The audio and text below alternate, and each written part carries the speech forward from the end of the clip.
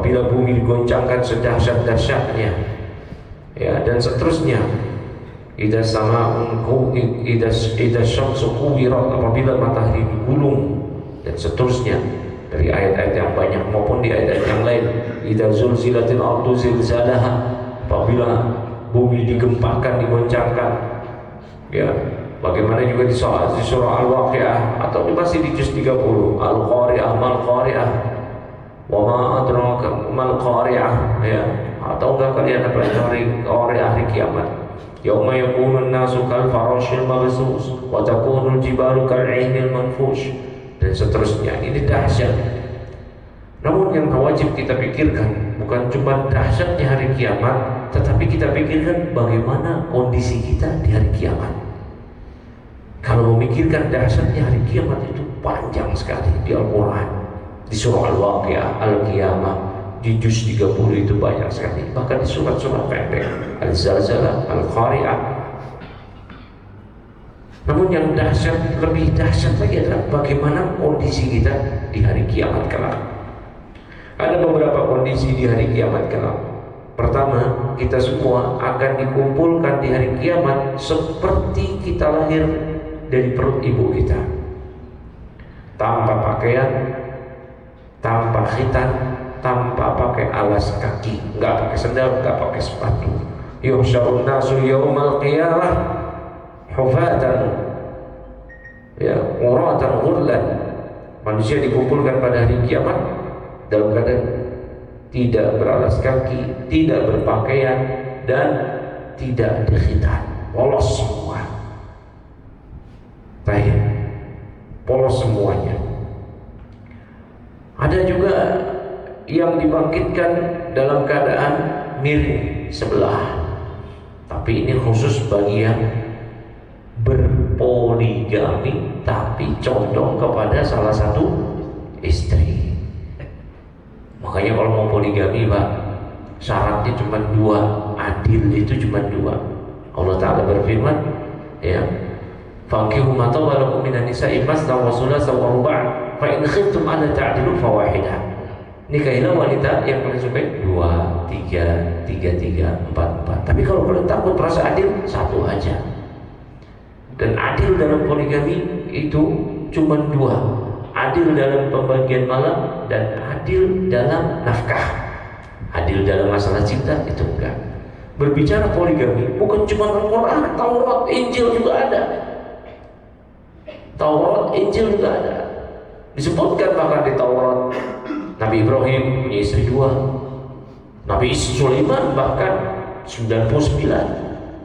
Jadi yang namanya poligami itu dari sebelum-sebelumnya, sebelum Nabi Muhammad SAW. Ya, namun kalau mau poligami mesti adil. Kalau enggak adil, di hari kiamat Nabi SAW sabdakan, man kanat lahu imra'atan, siapa yang memiliki 2 istri, ya, famala ila ihdahuma, namun dia condong kepada salah satu dari keduanya, condong dalam masalah nafkah, condong dalam masalah pembagian malam. Ja'a yaumul qiyamah wa shiqquhu ma'ilun, datang pada hari kiamat badannya miring sebelah, setrok. Nauzubillah min dzalik. Tapi bapak-bapak enggak ada yang poligami di sini kan? Ustaz sendiri. Kalau bapak-bapak aman, ya. Tapi intinya kalau mau poligami cuma berlaku adilnya itu 2. Ya, masalah cinta nggak ada adil. Gimana cinta? Nabi aja mengatakan Aisyah ahabu ilayya, Aisyah istri yang paling aku cintai. Masalah hubungan badan juga enggak. Pos 1 nifas, pos 2 enggak nifas, masalah sama. Gitu. Ya, kok jadi ke situ nih? Dari hari kiamat, loh ini ada relevan, ada hubungannya. Karena orang yang enggak adil, nah ini makanya ya, bagi teman-teman yang mau poligami, jangan diam-diam. Kalau diam-diam pasti apa? Tidak adil. Tidak adil. Ya, nggak boleh diam-diam. Nanti disimpan. Akhirnya dia nggak bisa berbagi malam, nggak bisa berbagi malam, nggak bisa. Cuma bisa berbagi cinta, nggak bisa berbagi malam. Bohong terus, nggak boleh. Nah, begitu. Jadi mesti, ya, dia tidak diam-diam. Artinya silahkan dia diam-diam. Yang penting adil dalam pembagian malam. Kalau enggak, terancam nanti datang di hari kiamat dalam keadaan ya badannya miring sebelah. Nauzubillah min dzalik. Nah, dan kalau memang tidak memiliki kemampuan untuk demikian, satu aja. Satu aja. Barakallahu fikum. Ya, dan banyak keadaan orang-orang, ada orang-orang yang suka minta-minta, padahal dia punya, dia pura-pura minta-minta. Maka orang tersebut di hari kiamat, maka dia datang dalam keadaan dia nggak memiliki daging sama sekali di wajahnya. Jadi hanya badan dan kepalanya full tengkorak. Ya, ma yazalu ar-rajul yas'alun nas hatta ya'ti yaumil qiyamah laisa fi wajhihi ya muz'atul lahm.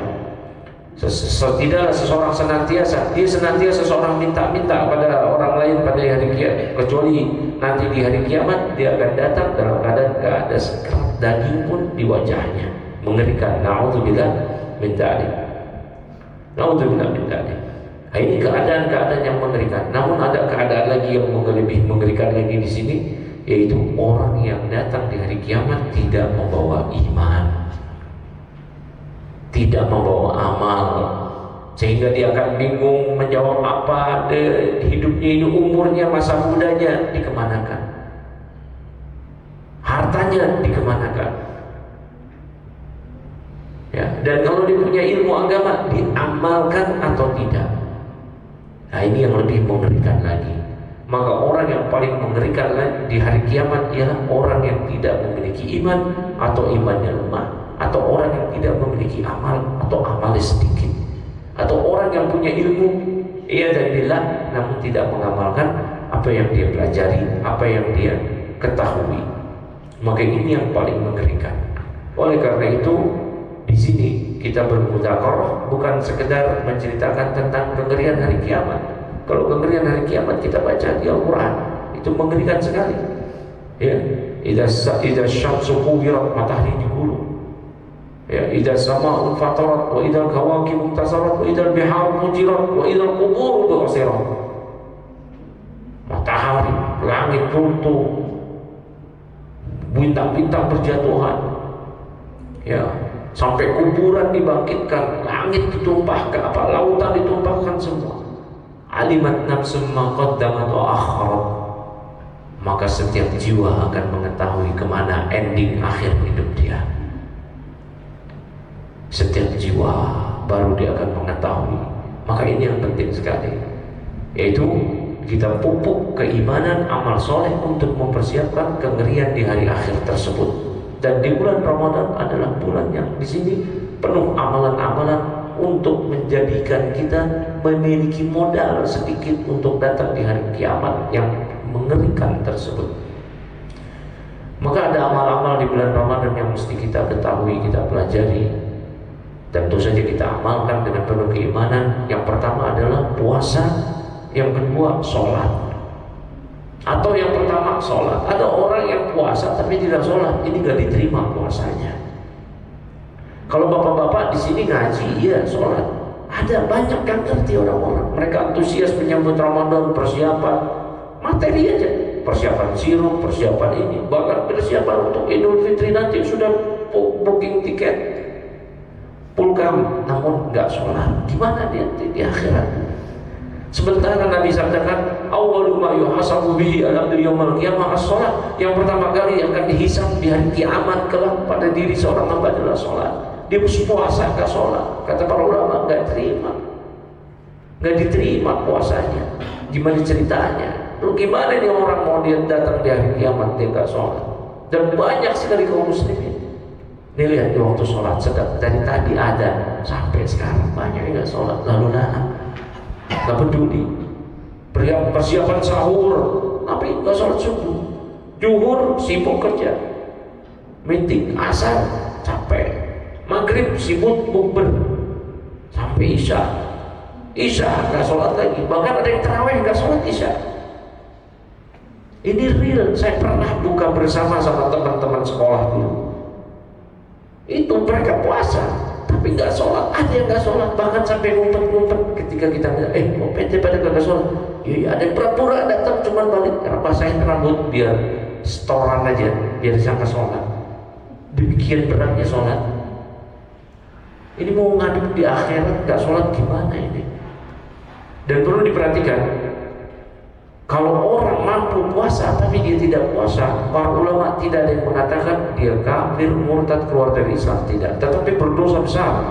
Dalam Mi'raj Nabi melihat orang yang kakinya digantung di atas, kepalanya di bawah, dari kepalanya, wajahnya, mulutnya mengeluarkan darah. Ditanya, man haula ya Jibril? Siapa itu Jibril? Itu adalah kalangan umatmu yang mereka tidak puasa, padahal mereka nggak memiliki udzur. Dalam mazhab Syafi'i, orang yang tidak sholat itu dipenjara, orang yang tidak puasa dipenjara. Tapi tidak ada ulama yang mengatakan orang yang tidak puasa padahal dia mampu kafir. Akan tetapi orang yang tidak sholat, para ulama berselisih akan status keislamannya. Bayangin Pak, orang yang nggak sholat, para ulama berselisih, ini orang masih Islam apa udah murtad? Mazhab Hanbali sebagian Syafi'i murtad, namun Mu'tamad dalam Syafi'i, Maliki, Hanafi tidak murtad. Para ulama berselisih. Kenapa demikian? Mazhab Hanbali mengatakan murtad. Ada hadis yang berikan Nasai, Imam Ahmad dari Abu Hurairah radhiyallahu anhu, Nabi sabdakan, al-ahdu alladzi bainana wa bainahumus shalah wa man tarakaha faqad kafar. Perjanjian yang memisah kita dengan orang kafir adalah salat. Siapa yang tidak salat maka dia kafir. Bainar rajuli wasyirki tarku salat. Pemisah antara seorang dengan kesyirikan ketika dia tidak salat. Bahkan ada orang non muslim baru masuk Islam, login bahasa sekarang, dia tidak serta-merta menjadi saudara seiman kita hingga dia sholat. Allah berfirman, fa intahu wa aqamus sholata wa atawuz zakata fa ikhwanukum fiddin. Jika mereka bertobat dari kesyirikan, masuk Islam dengan mengucapkan 2 kalimat syahadat, mereka sholat, mereka zakat, baru mereka saudara kalian seagama. Dan para sahabat berpendapat bahwa tidak ada amal yang ditinggalkan kecuali hanya sholat yang bisa menyebabkan pelakunya kafir. Abdullah bin Syakib dari kalangan tabi'in mengatakan, karena ashabu Muhammad SAW la yarawna syai'an minal a'mal tarkuhu kufrun ghairu sholati. Para sahabat Nabi itu tidaklah memandang ada suatu amal yang amal itu kalau tidak dikerjakan bisa menyebabkan pelakunya kafir, melainkan hanya pada sholat saja. Dan orang yang berpuasa Allah sediakan surga ar-rayyan. Tapi orang yang tidak puasa Allah tidak sebutkan ada neraka khusus untuk orang yang tidak puasa. Tapi orang yang tidak sholat Allah sebutkan neraka khusus. Neraka apa namanya? Neraka sakor. Masalakakum fi sakor. Kenapa kalian ada di neraka sakor, wahai orang-orang yang ada di neraka sakor? Qalu lam naku minal musallin. Kami dahulu tidak sholat. Umar bin Khattab mengatakan, la hadza fil Islam liman taraka sholat. Tidak ada bagian dalam Islam bagi yang tidak sholat. Sholatul imaduddin. Sholat adalah tiang agama. Orang yang tak sholat agamanya runtuh, roboh, tidak ada bangunan sama sekali. Pondasinya tak ada. Orang yang tidak sholat dia beragama, gimana? Runtuh agamanya. Terus di akhirat mau gimana? Seluruh amal-amal apabila dikerjakan tapi sholat tidak dikerjakan, tidak diterima.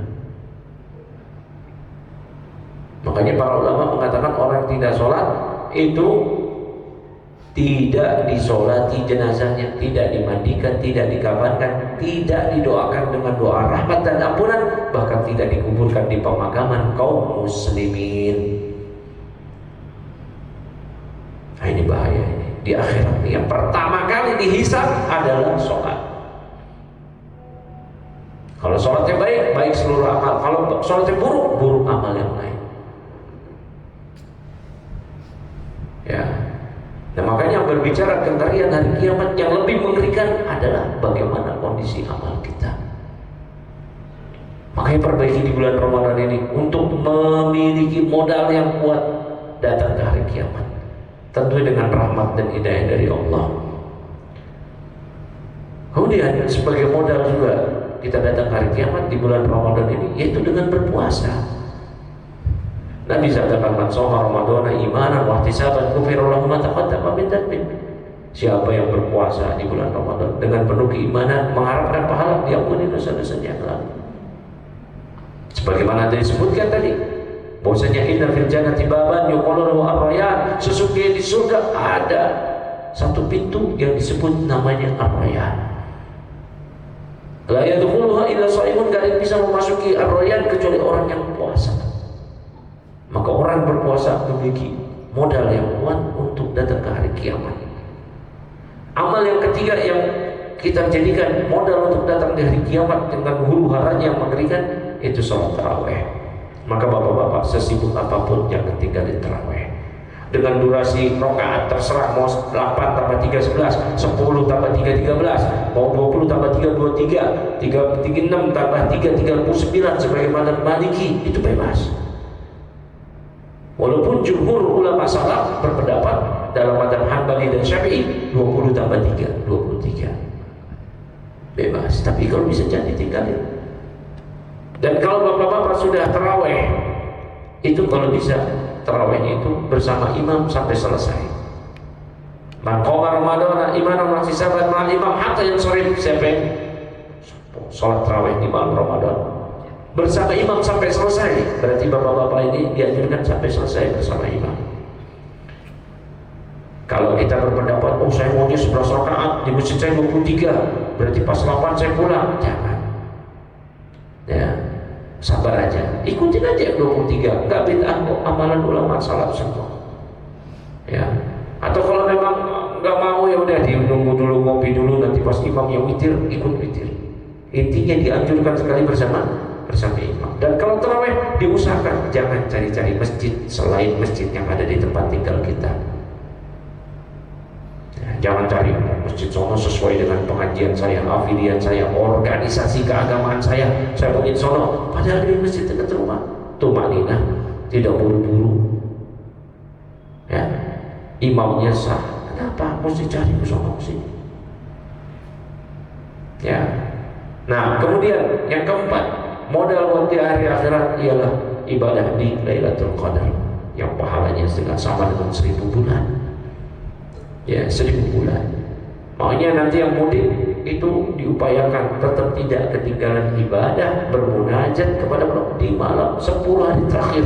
Karena biasanya mudik di 10 hari terakhir. Kan bukan dari sekarang mudik. Kalau mudik dari sekarang bukan mudik, namanya mudik pindahan. Ya. Nah, 10 hari terakhir ketika malam hari dia di perjalanan, apakah dia yang mengendarai atau dia jadi penumpang, dia tetap upayakan zikir. Kalau punya peluang doa, angkat tangan ngadep kiblat, angkat tangan. Apalagi kalau dia punya peluang sholat, zikir. Kalau bisa lagi baca Quran. Jangan dibiarkan malam-malam 10 hari terakhir itu lewat begitu aja. Kemudian modal juga kita di hari akhir di bulan Ramadan ini, yaitu bayar zakat fitrah. Sebagaimana kata sahabat, farada Rasulullah SAW zakatul fitr tuhratan lis-shaimi min wa rafas. Rasulullah SAW mewajibkan zakat fitrah sebagai pensuci bagi orang yang berpuasa dari perbuatan keji dan sia-sia dia, maupun ucapan keji dan sia-sia dia di bulan Ramadan. Namun itu semua tidaklah berarti kalau kita tidak memiliki bekal yang lebih mantap lagi untuk datang di hari kiamat di bulan Ramadan ini. Yaitu apa?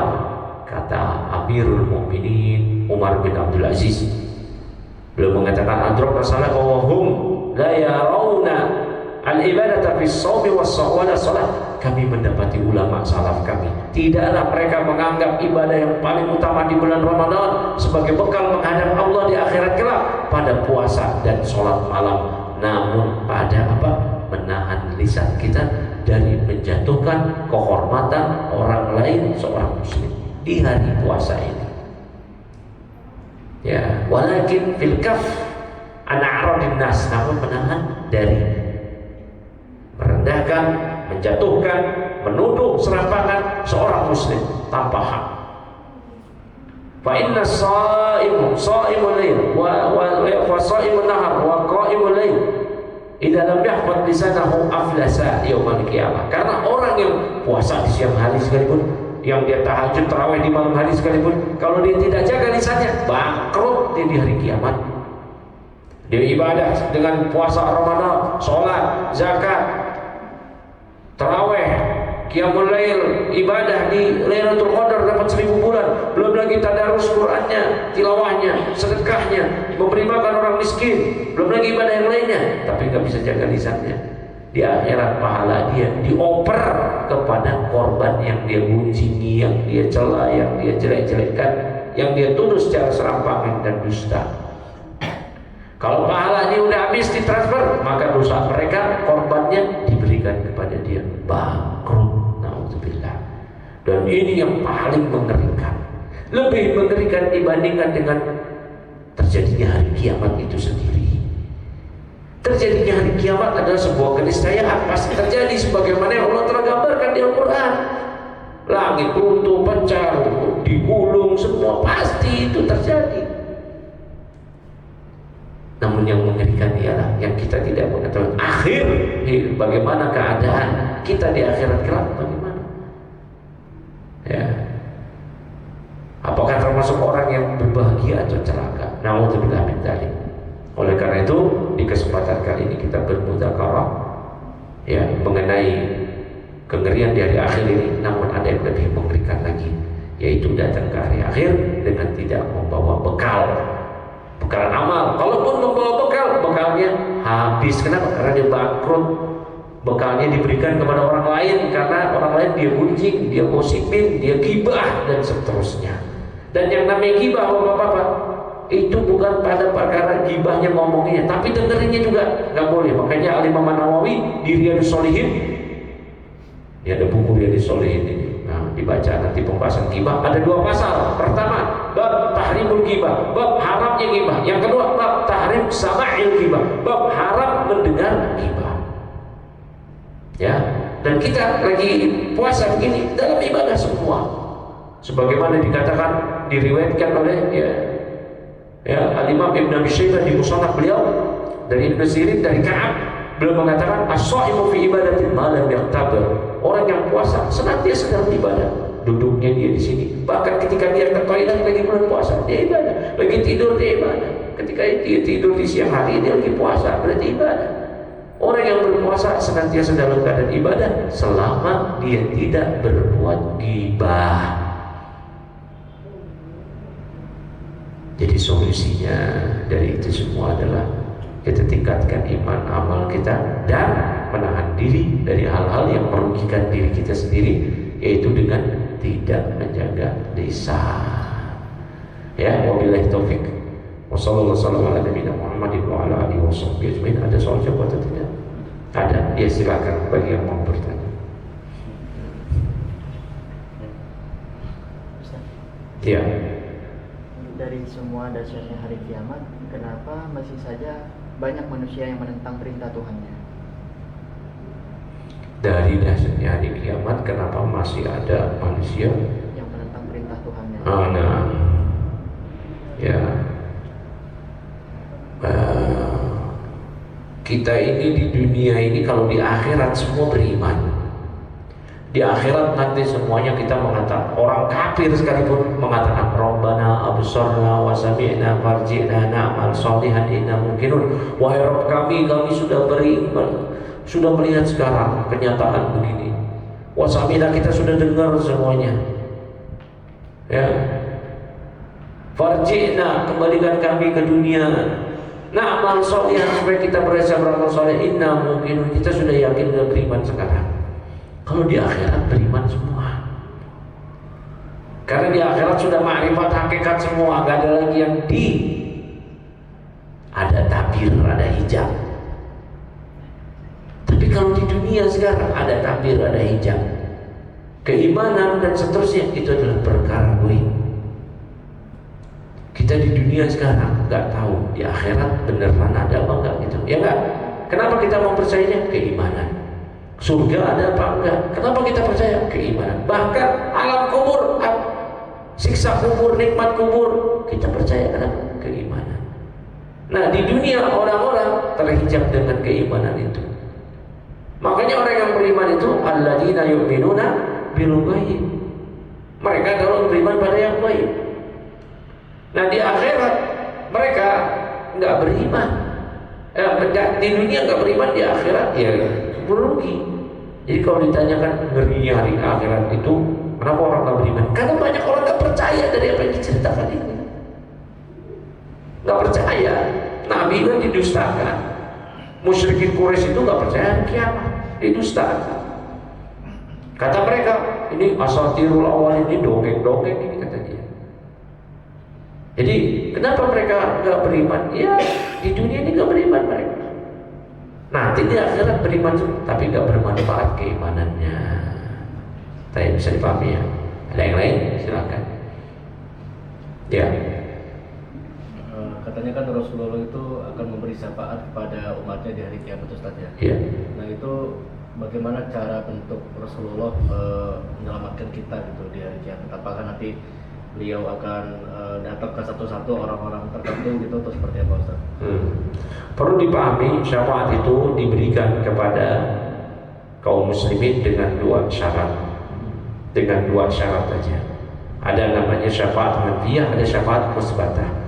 Syafaat musbatah yang ditetapkan yang Nabi SAW bukan cuma Nabi, namun para pemberi syafaat yang lain, malaikat, orang soleh, para nabi yang lain, dengan dua syarat. Yang pertama dengan izin Allah. Ya, man dzalladzi yashfa'u indahu illa bi'idznih. Siapa yang bisa memberikan syafaat di sisi Allah kecuali dengan izin dari Dia? Kenapa? Karena syafaat milik Allah. Qul inna syafa'ata lillahi jami'an. Katakanlah syafaat milik Allah semua. Yang pertama dengan izin Allah. Yang kedua, orang yang diberikan syafaat adalah orang yang diridhoi oleh Allah. Yaitu siapa? Orang yang beriman walaupun dia pelaku dosa besar. Maka orang kafir tidak dapat syafaat. Orang musyrik tidak dapat syafaat. Orang mukmin walaupun dia pelaku dosa besar, tapi selama ada iman dia dapat syafaat. Namun siapa yang dapat syafaat ini? Abu Hurairah bertanya, ya Rasulullah, man asadun nas bi syafa'atika yaumil qiyamah? Wahai Rasulullah, siapa orang yang paling bahagia dengan syafaat Anda pada hari kiamat kelak? Kata Nabi SAW, asadun nas bi syafa'ati man qala la ilaha illallah khalisan min qalbihi. Orang yang paling berbahagia dengan syafaatku kelak di hari kiamat ialah orang yang mengucapkan la ilaha illallah dengan lisannya, mengimani dengan hatinya, dengan ikhlas. Dia penuh keyakinan bahwa tidak ada yang berhak diibadahi dengan benar kecuali Allah. Diamalkan konsekuensi dari syahadat tersebut, itulah yang paling berbahagia. Ya, nah siapa dan Rasulullah SAW sendiri punya beberapa syafaat yang tidak dimiliki oleh orang lain. Pertama, syafaatul uzma. Syafaatul uzma diberikan kepada seluruh manusia, mukmin, kafir, orang taat, orang maksiat. Semua dapat syafaatul uzma. Tapi syafaatul uzma ini bukan syafaat menyelamatkan mereka dari neraka, masukin mereka ke surga. Enggak. Syafaat uzma itu apa? Syafaat agar disegerakan hisab. Karena manusia udah gak tahan berdiri di hadapan Allah di padang mahsyar dalam keadaan telanjang, nggak dikhitan, nggak pada kaki, matahari didekatkan sekian mil, nggak tahan ribuan tahun. Mereka datang ke Nabi Adam, ya Adam, anta abul bashar wa Adam, kau adalah bapaknya manusia. Ayo minta syafaat kepada Rabbu agar kami disegerakan hisab. Minta cuma disegerakan hisab. Adam nggak bisa, datang aja kepada Nuh. Ya, kata Nuh, saya nggak bisa, saya sama kayak Adam pernah buat salah. Datang ke Ibrahim. Ibrahim juga mengatakan saya nggak bisa, saya pernah buat salah. Datang ke Musa. Musa juga begitu, saya nggak bisa. Datang ke Isa. Isa juga bahkan nggak nyebutin kesalahannya, saya nggak bisa. Datang ke Muhammad. Akhirnya mereka semua manusia semuanya, mukminnya, kafirnya dari awal sampai akhir. Baru Nabi mengatakan, "Na'am adalah iya yang saya memiliki syafaat uzma tersebut." Kemudian Nabi sujud dengan sujud yang panjang. Nabi memuji Allah dengan pujian-pujian yang beliau tidak pernah panjatkan pujian tersebut di dunia, namun Allah ilhamkan. Hingga Allah panggil Nabi, ya Muhammadu irfa' ra'sak wa qul tusma' wasal tu'ta washfa' tushaffa. Wahai Muhammad, angkat kepalamu, ucapkanlah kau akan didengar, mintalah kau akan diberi, berilah syafaat, kau sudah diberi mandat untuk memberikan syafaat. Akhirnya Nabi memberikan syafaat kepada umat hingga akhirnya umat segera dihisab, bebas dari mahsyar. Ini yang pertama, berarti semua. Yang kedua, syafaat Nabi kepada kaum mukminin kapan? ketika kaum mukminin sudah melewati kontoroh, jembatan yang di bawahnya neraka.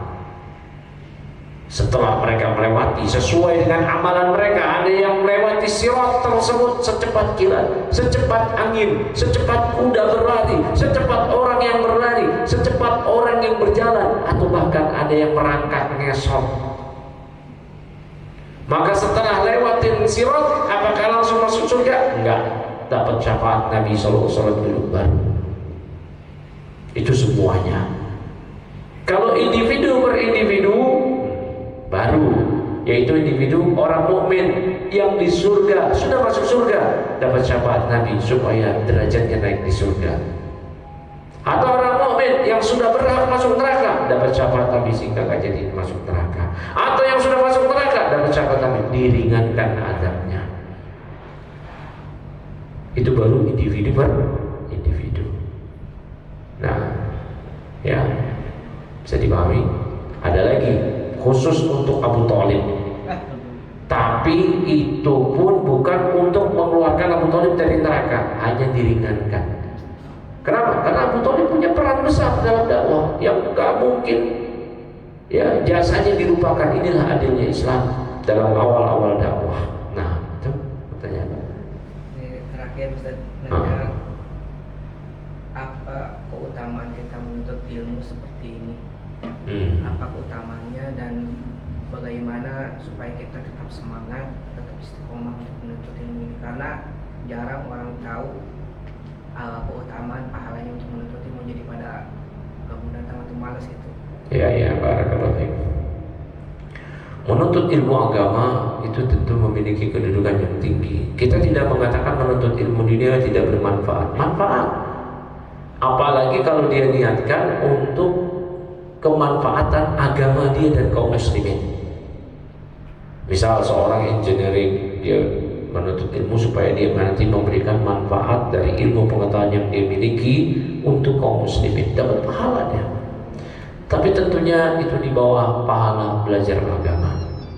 Kalau belajar agama jelas kata Nabi, man salaka tariqan yaltamisu fihi ilman sahalallahu bihi tariqan ilal jannah. Siapa yang memudahkan langkah kakinya menuntut ilmu belajar agama, maka Allah akan mudahkan langkah kakinya menuju surga. Ini menuntut ilmu. Jangankan ya menuntut ilmu fikih, akidah, baru belajar Quran aja deh. Nabi katakan, khairukum man ta'allama al-Qur'ana wa 'allamah. Sebaik-baik orang di antara kalian yang belajar dan mengajarkan Quran. Yang belajar dan mengajarkan Quran, itu sebaik-baik orang di antara kalian. Maka pahala menuntut ilmu luar biasa. Namun banyak orang enggak peduli. Kenapa? Karena materinya enggak kelihatan. Kalau misalkan saya bikin pelatihan di sini, ya, tips agar closing jualan dalam waktu singkat, cepat, padat, to the point, gerak, berbayar, bahkan ramai orang datang marketing itu apa namanya, marketing luar biasa, sales marketing gurunya dah, suhu sales marketing bidang penjualan ABC dari luar negeri, berbayar sekian juta di hotel, orang datang berebut. Kenapa? Karena materi dilihat. Tapi kalau belajar agama, wudu, akidah, sholat, rukun sholat kayak begini, nggak ada yang datang. Kenapa? Karena materinya nggak ada. Nilai materinya nggak ada, sehingga orang-orang demikian. Ya, nah ini bahaya ini. Akhirnya orang-orang nggak ngerti agama. Bahkan banyak orang-orang di bulan puasa ini mereka berhubungan badan sama istrinya, kemudian nggak tahu, mau nggak boleh, mau batal kan istri sendiri. Kalau batal sama istri orang, kalau istri orang mau bukan batal puasa, dirajam. Kalau ada hukum Islam, ini banyak ini nggak ngerti. Kenapa demikian ini? Karena malas, nggak mau belajar agama. Ini mengerikan, ini nggak mau ngaji. Ya, Allah sebutkan di Al-Quran ini orang kayak begini, orang yang paling zalim. Wa man azlamu mimman dzukira bi ayati rabbih tsumma a'rada anha inna minal mujrimina muntakibun. Siapakah orang yang lebih zalim daripada orang yang diberikan peringatan, dia berpaling, nggak mau tahu. Haji tahu datang, di internet juga nggak mau lihat. Bila ada peluang untuk belajar agama, dengar petua, dengar nasihat, khutbah Jumat, tidur, datang belakangan pas iqomah. Ya, ini nih, giliran belajar dunia semangat dia, tahu dia geopolitik kemarin, wah ngerti dia tuh. Geopolitik nasional, internasional, isu-isu terkini perpolitikan dalam dan luar negeri, ngerti dia. Konflik Rusia Ukraina di Indonesia, wah dia nggak ngerti tuh, dia ngerti semua tuh. Kalau nonton internet, nontonnya Rocky Gerung atau yang itu lah, silakan. Tapi ada juga dong kepedulian kita terhadap agama. Ini yang kayak begini kata Nabi Shallallahu Alaihi Wasallam, Inna Allah yubghidu kulla alimin bid dunya wa jahilin bil akhirah. Allah membenci, memurkai orang yang ngerti urusan dunia tapi bodoh urusan akhirat. Kenapa katanya bodoh urusan akhirat? Gak mau ngaji, gak mau belajar, sok pinter, sok tahu. Nanti ditanya rukun sholat apa? Bingung. Rukun wudu apa? Bingung. Pembatal sholat, pembatal wudu apa? Bingung. 2 kalimat syahadat maknanya apa? Bingung. Rukun 2 kalimat syahadat maknanya apa? Bingung. Tadi tuh syafaat Nabi syaratnya 2 apa? Bingung. Ntar mau pulang kampung, kosong sholat syaratnya apa? Bingung. Enggak, kebanyakan bingung. Kalau mau jawab masalah salat, kenapa? Karena kamu belajar, kamu ngaji. Beda orang yang nggak tahu tapi belajar, itu pahalanya luar biasa. Makanya orang yang belajar baca Quran terbata-bata, pahalanya 2 kali lipat. Dia tetap dapat pahala. Dia nggak paham ya karena dia sudah menempuh jalan menuju ke situ ikhtiar, tapi nggak dapat. Karena yang namanya ilmu itu rezeki. Sama orang dagang potong panen dapat segini aja, ya rezekinya segitu. Ilmu juga demikian. Kenapa? Karena yang memahamkan kita agama Allah, bukan diri kita. Nabi sabdakan, "Man yuridillahu bihi khairan yufaqihuhu fiddin." Siapa orang yang diberikan pemahaman agama oleh Allah, Allah akan memahamkan dia. Siapa orang yang dikehendaki kebaikan oleh Allah, Allah akan memberikan pemahaman agama untuknya. Jadi Allah yang memberikan. Tugas dia cuma belajar, mengulang pelajaran, berdoa, Rabbi zidni ilma. Ya Allah, tambahkan aku ilmu. Dan Nabi doa itu minta ilmu yang bermanfaat. Allahumma inni as'aluka ilman nafi'an. Tiap pagi Nabi doa itu. Ya Allah, aku mohon pada Engkau ilmu yang bermanfaat. Nabi juga doa, Allahumma inni a'udzubika min ilmin la yanfa'. Aku berdoa, aku berlindung pada Engkau ya Allah dari ilmu yang tidak bermanfaat. Tidak ada motivasi, keinginan, antusias untuk belajar agama karena materi yang ada di kepala, di benak. Tapi giliran ilmu, bagaimana tips biar dapat gaji besar, bonus besar, usaha closing, cepat dagangnya cepat closing, keuntungan besar, wah dia gak apa itu. Ya rela itu, ya kan ini realitanya demikian. Tapi belajar agama kayak gini ya gak peduli. Nah inilah kenyataannya. Tapi sudah jam 1 lewatnya, nanti antum terlambat pulang. Subhanakallahumma bihamdika asyhadu an la ilaha illa anta astaghfiruka wa atubu ilaik. Assalamualaikum warahmatullahi wabarakatuh.